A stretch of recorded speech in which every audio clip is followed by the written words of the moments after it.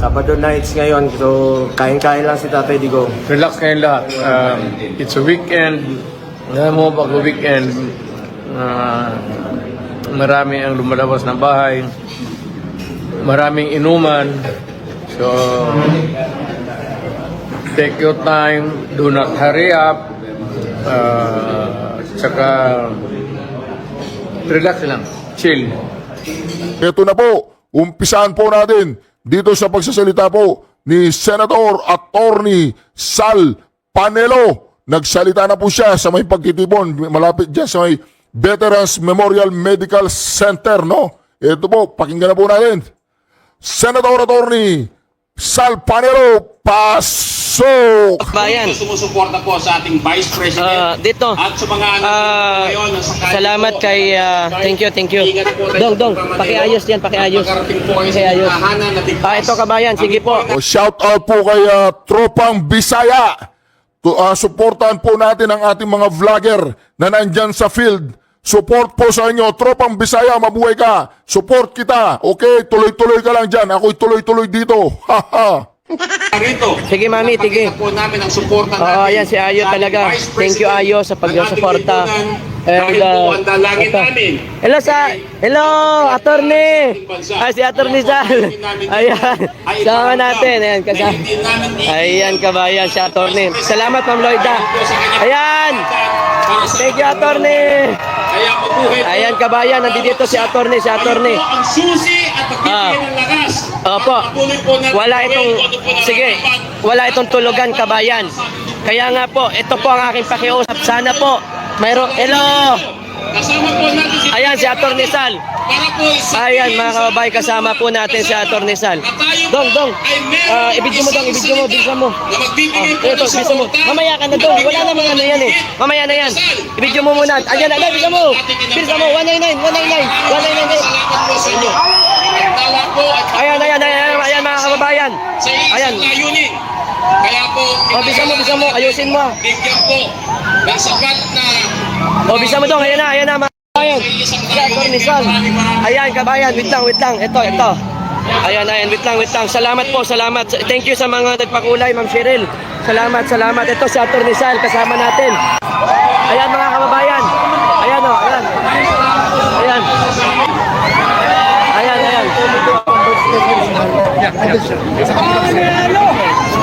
Sobra na pong dami ngayon ang pumupunta ng Maynila, no? Sa may Veterans Memorial Center. Napakarami na pong tao dyan. At balita ko dyan sa may EDSA ay nagbi-build up na rin, nagkakaroon na rin ng build up dyan. Doon din po sa may ano bang pangalan nun? Grandstand, no? Sa may Luneta. Simula na pong magkaroon ng build up ang mga tao dyan. Kaya kung malapit-lapit po kayo dyan, o kahit malayo po kayo, dyan po tayo magtitipon, ha? Dyan po tayo magkakaisa, no? Sige po, dire-diretso lang po tayo. Walang tulugan daw. Wala pa po akong tulog. Ano ba yan?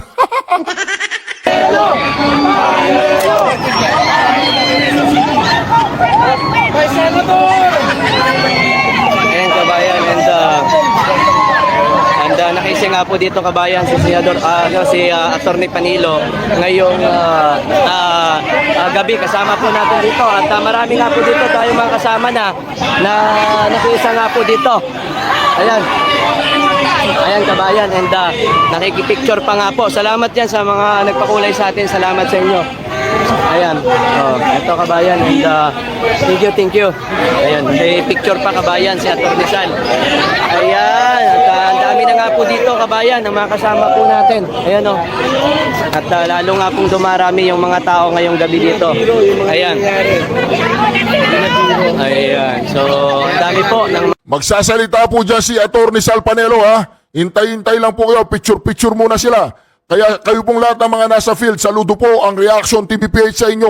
Habang naririyan kayo nagkikipaglaban, naririto naman ako sumusuporta at patuloy ang pagkikipaglaban natin hanggang makamit natin ang kalayaan natin sa mga kurakot at mga mandarambong at walang pakialam na mga leader natin yan, ha? Tambaluslos, ano ba yan?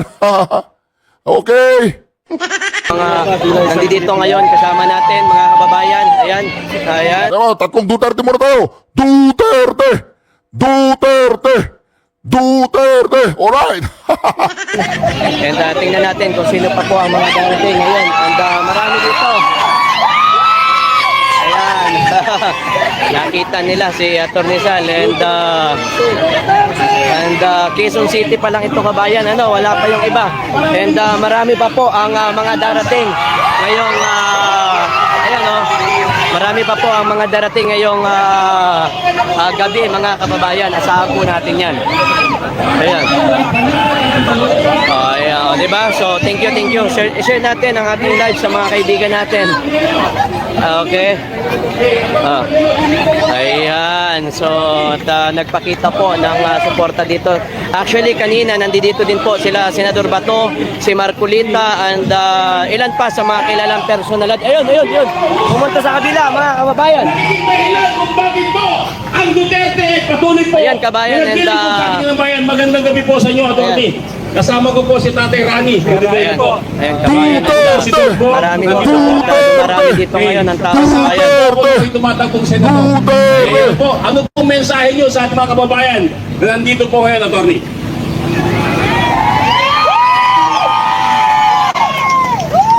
Banat, Jeng!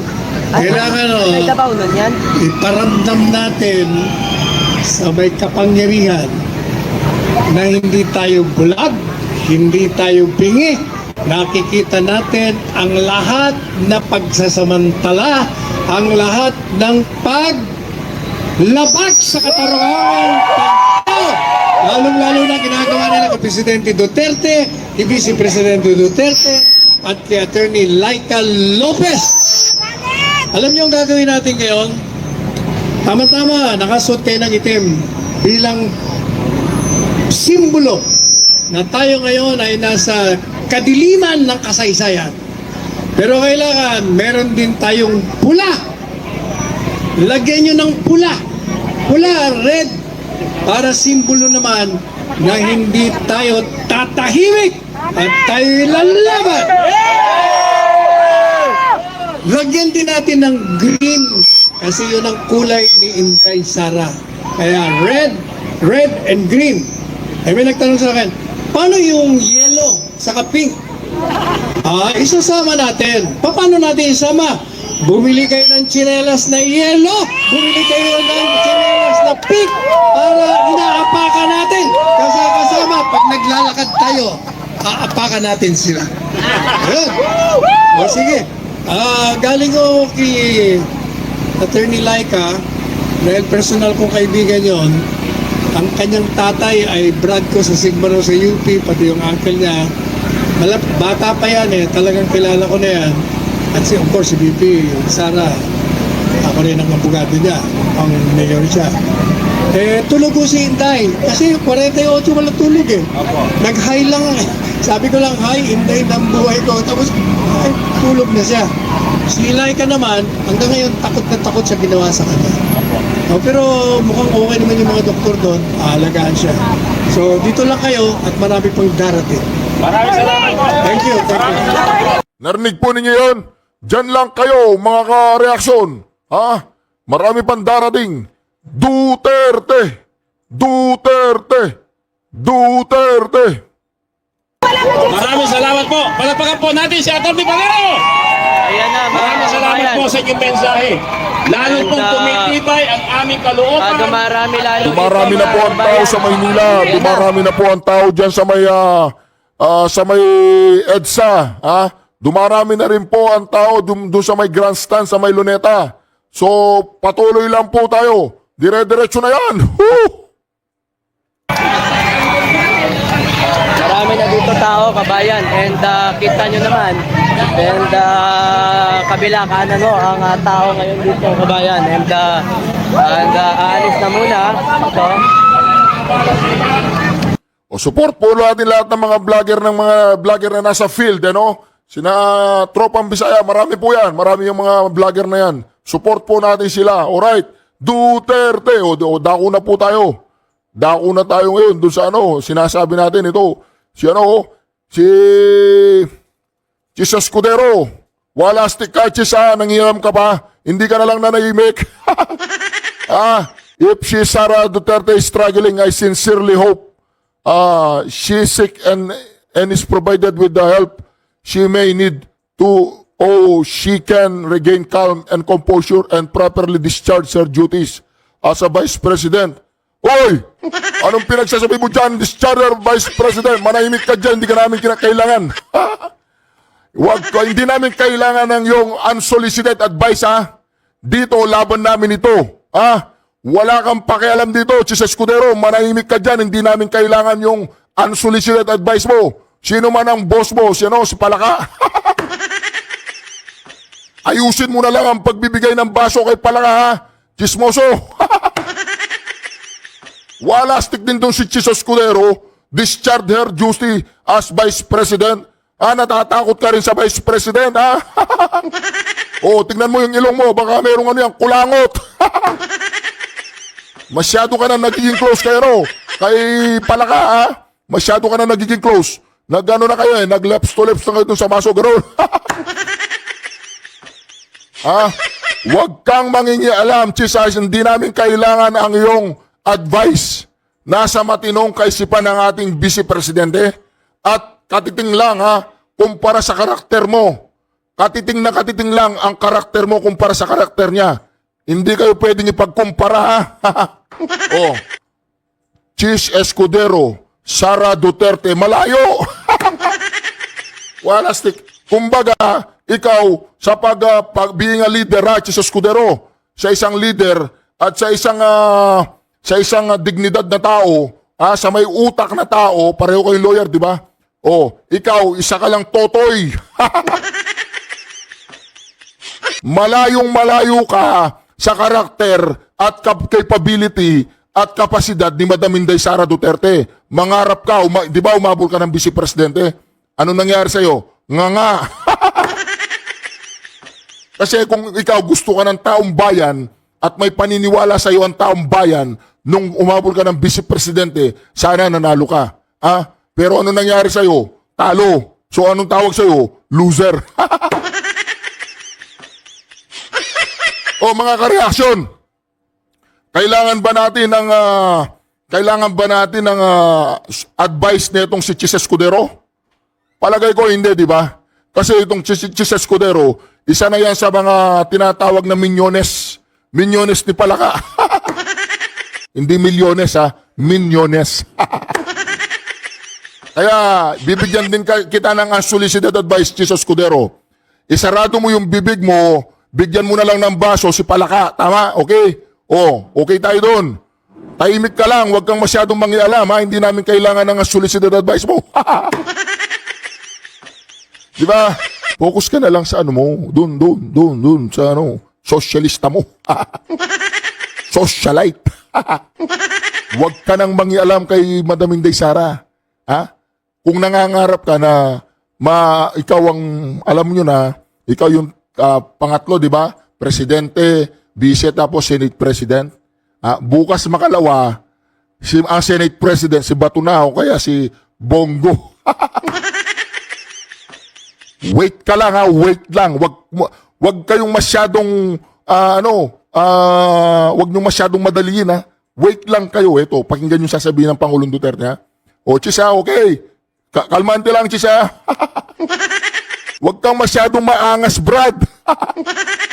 Duterte ang binabangga mo, Duterte. Alright, ito po ang sinasabi ng ating mahal na Pangulo, okay? Yan. Magandang gabi po sa inyo lahat, mga kababayan ko. Ito po, si Tatay Digong relax ngayon, kumakain lang ng butchi, lychee at saka manik. Tatay Digong, good evening. Good evening, mga kababayan ko. Shout out naman dyan, Tatay Digong. Nandito ako, kasama ko si Congressman Alvarez. Kumakain kami kasi death anniversary ng tatay ko. Batiin mo lang sila, Mayor, ng ingat parating. Sabado nights ngayon, so kain-kain lang si Tatay Digong. Relax ngayon lahat. It's a weekend. Alam mo, pag weekend, marami ang lumalabas ng bahay. Maraming inuman. So, take your time. Do not hurry up. Tsaka relax lang. Chill. Padaan lang po ako kay Tatay Digong, balik po ako ng Manila, kinasal po ang aking pamangkin. At ngayong araw na to, araw po ng karawan po ng tatay, si Governor Duterte, ang kanyang the late Governor Duterte, birthday po niya ngayon, no? At nakagawian po ni Mayor Rudy, former President Duterte, na bumisita sa kanyang nanay at tatay. At meron din po isang namatay, ang pride po ng Davao ng Pilipinas, si Cassius Casas, na bisita ko rin po kanina at bibisitahin rin po ni Tatay Digong. Sabado ngayon, relax muna si Tatay Digong. Kain-kain lang at bawal siyang uminom. Pinagbabawal ng doktor uminom dahil baka humapdi na naman po ang tiyan niya. Mahal na mahal kayo ni Tatay Digong. O, di ba? Ganon dapat, chill-chill lang. O, tingnan mo si Tatay Digong. Itong si Chis Escudero, nagpapanik ka na yata, Brad. Huwag kayong masyadong magpanik, simula pa lang yan, Brad. Ang mahirap kasi sa inyo, nasa posisyon na kayo. Gusto lang magtrabaho nung Ali, ha? Si Aling Vice Presidente, gusto lang niya magtrabaho without any political, sinatawag nating intention o interest. Basta trabaho lang siya. Eh wala kayong ginawa umaga't gabi, gurgurin ng... Antagin mo yan, iniimbestigahan yung kanyang tinatawag na confidential fund. Yes, sa kanya lang ang iniimbestigahan. Wala nang iba ganoon. 125 million ang inihahanap ninyo. Tapos magbibigay pa ng advice tong si inayupak na nagpakilay, na magdi-discharge daw. Sino ka para magsabing ganyan, ha? Sino ka? Alright, wag po natin masyadong pansinin yun. Yung Senate President na yun, paepal lang yan. Nangangarap maging presidente, malayo pa, Brad. O pagkumparain natin, Sara Duterte, imaginin po ninyo. Chis Escudero. Wala, malayo. Yung yung sino ba yon, si Aling Lugaw? Lenny Robredo. Sara Duterte. Malayo pa rin. Medyo malapit-lapit yan, Bongo. Sara Duterte. Yun, malapit yun. Siyempre, Duterte go. O Duterte, go. 2028 yun. Alam nyo na. Bongo, Sara Duterte. Ay, ba't nadulas ako? Ba't sinabi ko yun? Ba't sinabi ko? Kasi yun ang nakikita ko. Alright. O ito, magano muna tayo. Mag-react po tayo dito, Mag-react tayo. Huwag niyo masyadong pasinin si Chis Escudero. Nagpapapansin niya, nakala niya, makarisma. Wala kang karisma, Brad. Ang karisma mo lang, bigyan mo ng baso si Palaka.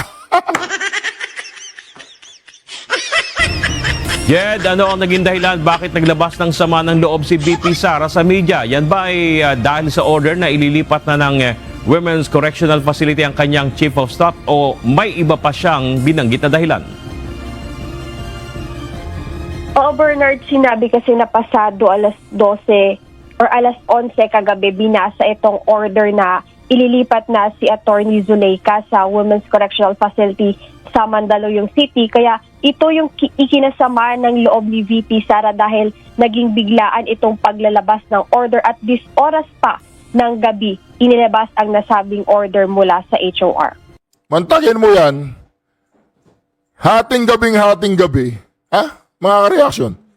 Hating gabi, maglalabas ng statement ang House of the Representative habang nag-iiliksit ang baluslos, habang hindi mo alam kung anong ginagawa ni Don Gonzales, maya-maya may pupunta dyan mga pulis, iimbitahan itong Ali, i-istorbo sa pagtulog niya, sino man namang hindi magwawala dyan. Eh paano, ang talagang target nila ay mapaalis yan ang Vice Presidente. Bakit? Ito po ang dahilan. Kaya pala gustong-gustong malipat siyang si Madam Attorney Lopez doon sa isang kulungan. Kasi hindi makapunta si Tambaluslos dyan pag nandyan si Sara Duterte, takot na takot. Natandaan po ninyo yung sinampal niyang sheriff. O yun, napanood daw ni Tambaluslos yun, kaya ayaw niya, baka yun ang mangyari sa kanya. Gagawin po niya yun. Si Madam Sara Duterte, gagawin niya yun. O, pustahan tayo. Dalin mo sa kwarto silang dalawa ni Romualdez ngayon. Isara mo yung kwarto. Paglabas, tignan natin kung ano mangyayari kay Romualdez. Mantakin mo, sinong hindi magwawala? Kaladidnaan ng tulog ng mga tao, gigisingin nyo, sasabihin mo, ililipat mo dyan sa ibang kulungan. Anong dahilan? Anong dahilan? Ba't tatanggalin mo dyan? Ang sarap ng tulog nung ali. Anong dahilan? Para lamang mapalayas yun dyan ng Vice Presidente? Natutulog naman yan doon sa opisina ng kapatid niya eh. Masama ba yun? Hindi nyo lang matanggap, mga inayupak kayo hindi nyo lang matanggap yung kalidad at level ng katalinuhan at katapangan at yung puso ng isang Duterte na nandyan siya sa piggery. House of Pig, House of Crocs. So kasalanan namin ngayon, nagwawala yung buong bayan. So kasalanan namin ngayon, nag-eruption niya. Kung saan, sa Davao, nag-eruption. Kung saan, nag-eruption sa iba-ibang panig ng Pilipinas. Umaalsa na yung taong bayan kasi nararamdaman nila yung talamak na pagnanakaw at talamak na pang-aabuso sa mga maliliit na tao. Tama?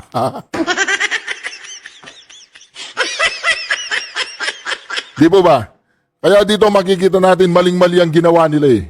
Kung hindi na nila naisip na sa kalagitnaan ng tulog ni Attorney Zoulaika Lopez, ginising nila, hindi sana hayahayang buhay, sa Lunes may hearing.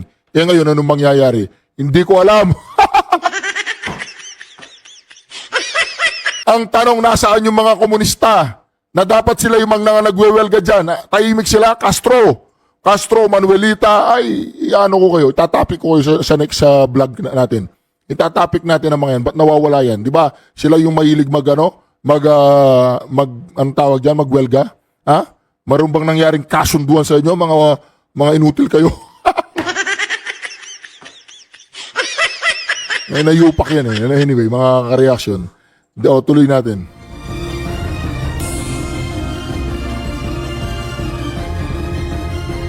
Ikinagulat ni Vice President Sara Duterte ang lumabas na order mula sa komite sa House of Representatives na nagsasabing ililipat si Attorney Zoulaika Lopez mula sa Batasan Grounds patungong Women's Correctional Facility sa Mandaluyong City.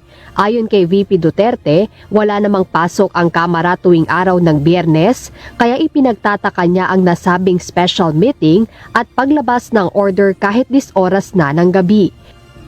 Hinahanap ko kanina, sabi ko, where is this permission from the speaker? Na meron kayong committee hearing kanina in the dead of the night to give an order na i-commit doon sa correctional facility. Paliwanag pa ng pangalawang Pangulo na bago ang nasabing meeting kailangan muna nito ng pahintulot sa Majority Speaker at kay House Speaker Martin Romualdez. Wala naman aniyang nakalagay na pahintulot sa nasabing order kaya hindi ito maikokonsiderang legal. And where is the rule that says kapag may violation sa detention facility ay ililipat sa correctional facility? Ano yun? You make rules as you go along? Di ba dapat sa demokrasya, there's a rule of law? Kung ano lang, whatever pleases the speaker? Sa hiwalay na Di ba? Tama naman yun, siguro, nalingat si Tambaluslos. Putang ina. Nasa ano ba? Nasa Batasan pa si Sara? Tinawagan niya si sino pang matatawagan? Si Don Gonzales. Don Gonzales, wala, gumawa ng sulat dyan. Para umalis na, ilipat niyo doon sa correctional para doon siya matulog ang babaitang vice presidente na yan. Oo, galon. O sige, matutulog na ako ulit.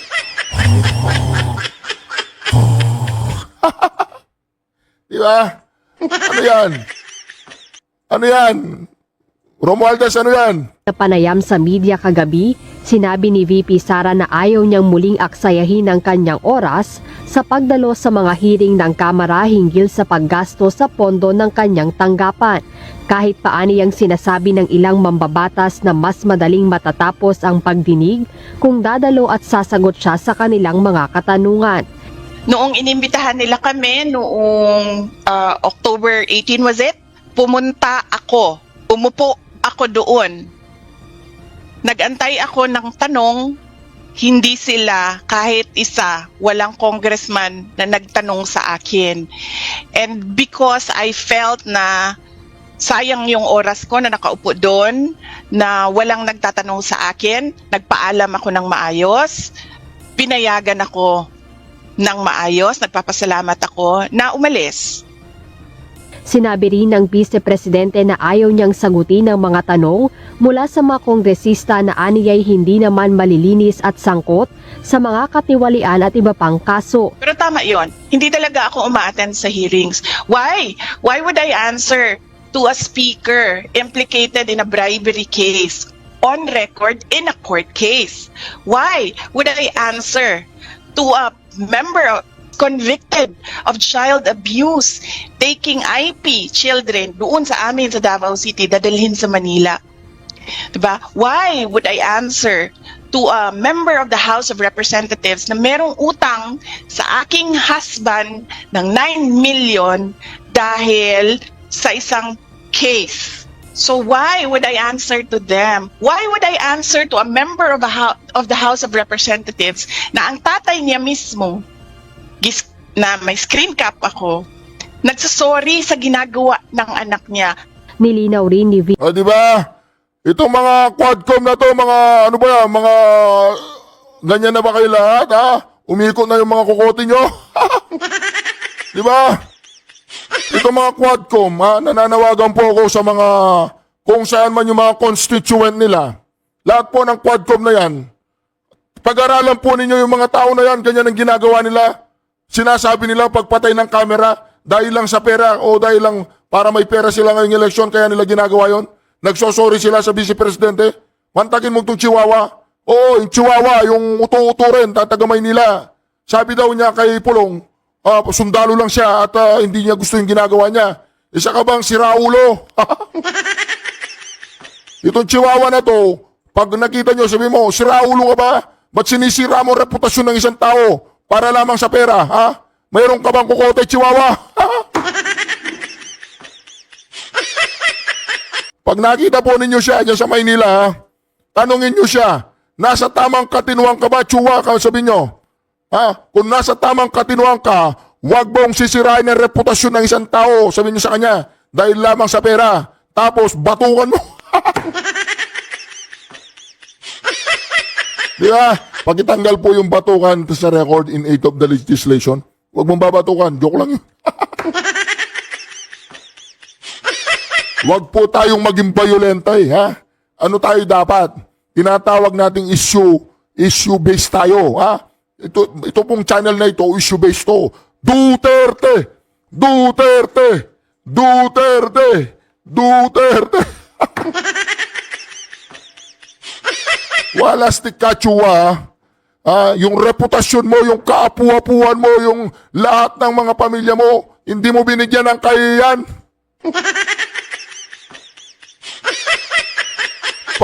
Ano nga itong video na to, pag-share nyo kay Madam Inday Sara. Pag-isabi kay Madam Inday Sara, Madam, mag-ingat ka, kumain ka ng maayos, napakaganda mo ma'am. Na-inspire kami sa yung ganda, sa yung beauty, sa yung intelligence, sa yung tapang, sa yung papaninindigan. Madam, ito lang masasabi namin sa iyo. 10 ng mga kareaksyon ko. Nasa likuran mo kami, walang iwanan to. Okay? Basta tuloy-tuloy lang. Basta nasa katuwiran tayo, susuporta tayo dyan. Alright? Anyway, mga kareaksyon, maraming salamat muli sa pagsama ninyo sa aking reaksyon na to. Huwag kayong masyadong makikinig kay Mr. Kilay. Nagpapapansin lang yan. Kasi yan ay laos na. Laos, paano hindi magiging we are not Filipino for nothing, okay? Naintindihan mo yun? Ha? Kilay, naintindihan mo, we are not Filipino for nothing. Laos, kung hindi ka Laos, tahimik ka lang. Low profile, kaya nga lang pala kaya nag-iingay. Kasi bata siya ni Palaka. Tama? Oh, sorry naman ha. Okay. Syukran.